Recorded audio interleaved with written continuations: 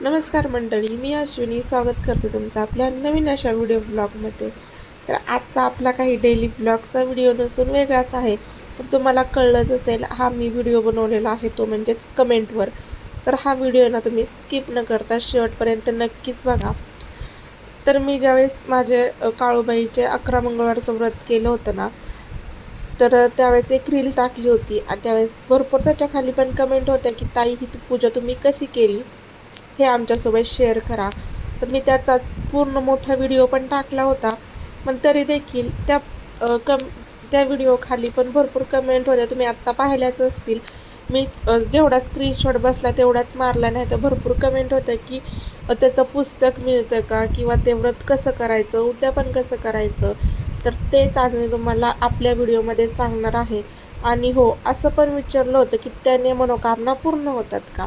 तर हे बघा, व्रत हे ना मनापासून करायचं असतं आणि मनापासून केलेली कोणतीही गोष्ट आहे ना ती पूर्णत्वालाच नेते.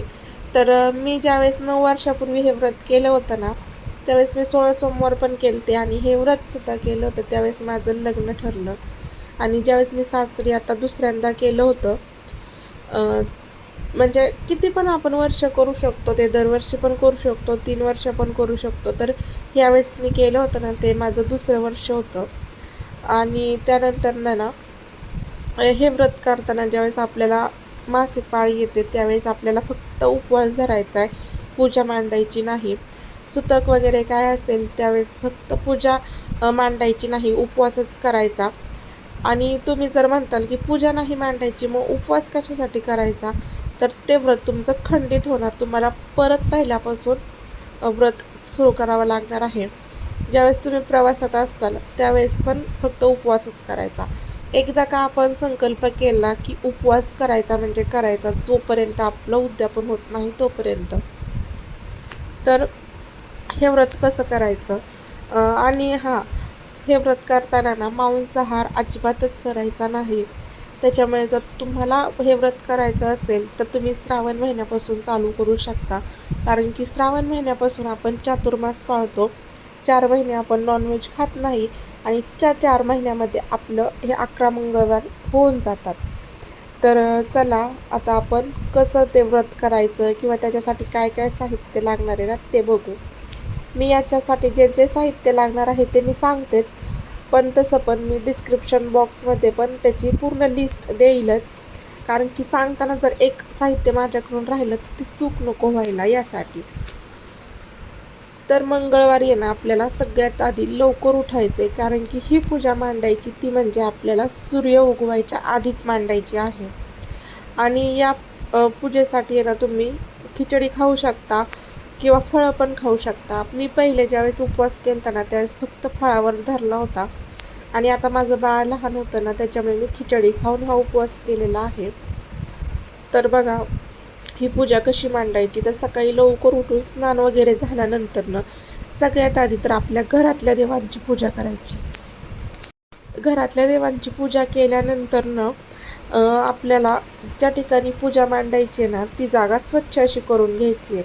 तर आपल्याला हे सगळं साहित्य आहे ना पहिल्याच मंगळवारी लागणार आहे. म्हणजे एकदाच आणावं लागणार आहे. जर आपल्याला सुतक वगैरे काय असेल तर त्या सामान आपल्याला पानच सोडून द्यायचं आणि परत नव्याने सामान आणायचे. त्याच्यामुळे सगळी तयारी आपल्याला आदल्या दिवशीच करून ठेवायची, म्हणजे सोमवारी का तर आपल्याला सकाळी लवकर पूजा मांडायची आहे. तर आता ती जागा स्वच्छ केली ना त्या जागी आपल्याला एक पाट ठेवायचा आहे.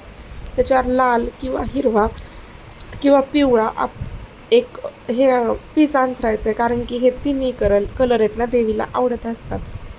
त्याच्यानंतर त्याच्यावर आपल्याला एक चौक काढून घ्यायचा आहे. तो चौक काढल्यानंतर त्याच्यावर आपल्याला देवीचा फोटो ठेवायचा आहे किंवा देवीचा टाक असेल, किंवा आता बघा बऱ्याचशांच्या घरात आहे ना देवीची मूर्ती असते, ती ठेवली तरीसुद्धा चालेल. आणि त्यानंतर आपल्याला संकल्प करून घ्यायचा आहे. 10 मनात पाणी घ्यायचं, जो आपण नेहमीसारखा म्हणजे बाकीचे जे आता बघा जे आपले मार्गशीर्ष महिन्यातले गुरुवार असतात ना त्यावेळेस कसा आपण संकल्प करतो त्याच पद्धतीने संकल्प करायचा आहे की मी 11 मंगळवारचं व्रत करत आहे, माझी काय इच्छा असेल ते पूर्ण कर. तसं म्हणून ते पाणी त्या मनात सोडून द्यायचं आहे. आणि त्यानंतर आपल्याला प्रथमतः गणपती बाप्पांची पूजा करायची. आता प्रत्येकांच्याच देवाऱ्यात गणपती बाप्पा असतातच, तर त्यांची पूजा करून झाल्यानंतर घंटीची पूजा करायची. शंख असेल तर त्याची पूजा करून घ्यायची. त्या सगळ्यांना फुलं व्हायची. आणि हो, तुम्हाला जर शक्य असेल तर काळूबाईच्या फोटोला किंवा मूर्तीला हार घातला तरीसुद्धा चालतो. त्यानंतर आता आपल्याला 11 विडे, एक कलश घ्यायचा आहे तांब्याचा गडवा, तो पाण्याने भरून घ्यायचा आहे. आणि त्यानंतर त्यामध्ये हळदी, कुंकू, अक्षदा, सुपारी, 1 रुपयाचं नाणं, फूल हे घालायचे. त्यानंतर त्याला 5 पानं आपल्याला कडेने लावून घ्यायची. त्याच्यावर नारळ ठेवायचा आहे आणि त्याची आपल्याला देवी मानून पूजा करून घ्यायची आहे. तर तो आपण जो गडवा आहे ना, तो आपल्याला चौकावर ठेवून घ्यायचा आहे. आणि त्यानंतर 11 विडे जे आहेत ना ते मांडून घ्यायचे. तर आता आपल्याला 22 पानं लागणार आहेत. तर ते 11 विडे असे मांडून घ्यायचे. त्यानंतर त्याच्यावर 1-1 रुपयाचे नाणे ठेवायचे, 11, म्हणजे एका पानावर 1 असं. आणि त्यानंतर सुपारी ठेवायची 1-1, म्हणजेच 11 सुपाऱ्या 11 विड्यांवर.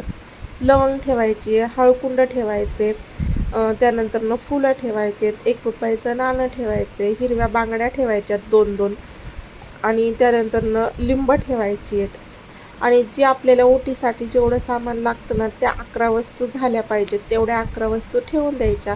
अशी साध्या सोप्या पद्धतीनेच ही पूजा मांडायची आहे. तुम्हाला जर नाही समजलं तर मी व्हिडिओच्या सुरुवातीलाच बघा फोटो टाकलेला आहे, त्यामध्ये तुम्हाला सगळं समजून जाईल की पूजा कशी मांडायची. आता हे केल्यानंतर आहे ना, छान अशी रांगोळी काढून घ्यायची, दिवा लावायचा आहे, तुपाची निरंजनी लावायची, उदबत्ती लावायची, एखादं फळ ठेवायचं आणि देवीची ओटी भरायची. तर देवीची ओटी आपल्याला प्रत्येक मंगळवारी आहे ना त्याच सामानाने भरायची, जसे की पीस, नारळ, आणि त्यामध्ये जो आपण देवीला जो पाटावर विडा मांडलेला आहे ना तसाच विडा आपल्याला ओटीमध्ये पण ठेवायचा आहे. तर तशीच पूजा आपल्याला दर मंगळवारी मांडायची आहे. आणि त्यानंतर आरती आपल्याला लगेच केली तरी चालते. संध्याकाळी मग जो आपण उपवास सोडण्यासाठी नैवेद्य केला असेल, म्हणजे जे जेवण आपण केलेलं असेल ना त्याचा नैवेद्य ठेवायचा. आणि महत्त्वाचा नैवेद्य म्हणजेच लाह्या, म्हणजे ज्या मुरमुऱ्या असतात तो आणि गूळ याचा नैवेद्य ठेवून द्यायचा आहे. उपवास सोडायच्या आधी लाह्या आणि गुळाचा आपल्याला प्रसाद खायचा आहे आणि तो प्रसाद सगळ्यांना वाटायचा. त्यानंतर आपण उपवास सोडायचा. दुसऱ्या दिवशी पूजा काढताना ना सगळी पूजा जी आहे ना ती आता आपल्याला ते सामान व्यवस्थित ठेवायचं आहे, का तर आपल्याला पुढच्या वेळेस पण तेच सामान वापरायचं आहे. त्याच्यामुळे सगळ्यात आधी तर आपल्या देवीचा फोटो वगैरे काढून घ्यायचा. ज्या पद्धतीने आपण दुसरी पूजा काढतो तशी पूजा काढून घ्यायची. फक्त एवढंच करायचं की तो कलश आहे तसाच उचलायचा आणि आपल्या देवघरात ठेवायचा. कारण की आहे ना त्यातलं पाणी आपल्याला पुढच्या पूजेच्या वेळेस बदलायचं आहे. त्यातलं पाणी लगेच तुळशीला वगैरे घालायचं नाही. पुढच्या वेळेस आपण ज्यावेळेस पूजा मांडणार आहोत ना त्याच वेळेस आपल्याला ते पाणी बदलायचं आहे. तर अशा पद्धतीने तुम्ही 11 मंगळवारी पूजा मांडायची आणि 12व्या मंगळवारी आपल्याला सेम पूजा मांडून 11 सुवासिनी जेवू घालायच्या आहेत. तर सुवासिनींना पुरणपोळीचा स्वयंपाक करायचा, त्यानंतर त्यांचे पाय धुवायचे, त्यांची पूजा करायची, त्यानंतर त्यांना जेवायला वाढायचं. त्यांची जेवण वगैरे झाल्यानंतर त्यांची ओटी भरायची. जे जे आपले सौभाग्य अलंकार आहेत ते देऊन त्यांची ओटी भरायची. तर बघा अशा पद्धतीने साध्या सोप्या पद्धतीनेच हे व्रत आहे. तर तुम्हाला जर आपला आजचा व्हिडिओ आवडला असेल तर नक्कीच लाईक, शेअर आणि सबस्क्राईब करा. आणि हो, ज्यांनी मला कमेंट केली होती त्यांना त्याचं उत्तर मिळालंच असेल. तर काही सांगायचं राहून गेलं असेल तर माफ करा. मी पण एवढी मोठी नाही की सगळं म्हणजे एवढं सांगायला, पण जसं जमलं तसं मी तुमच्यासोबत शेअर केलेलं आहे. हा व्हिडिओ पाहिल्याबद्दल धन्यवाद.